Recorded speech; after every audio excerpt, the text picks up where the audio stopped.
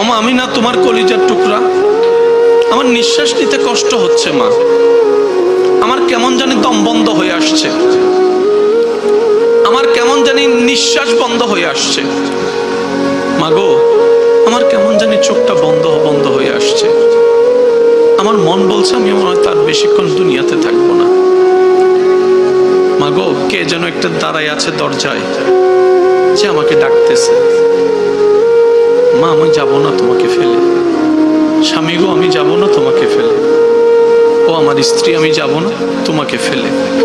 ছোট্ট ছোট্ট বাচ্চাদের দিকে তাকাই, হয়তো মন বলবে বাবারে তোদেরকে ফেলে যাওয়ার ইচ্ছা আমার নাই, হয়তো চিৎকার করে করে তখন বারবার আল্লাহকে আমরা বলবো আল্লাহ একটু বাঁচাই দাও, একটু রহম করো, একটু দয়া করো। কিন্তু আল্লাহর যখন হুকুম চলে আসবে, আজরাইল তো আর কারো কথা শুনবে না, মানবে না।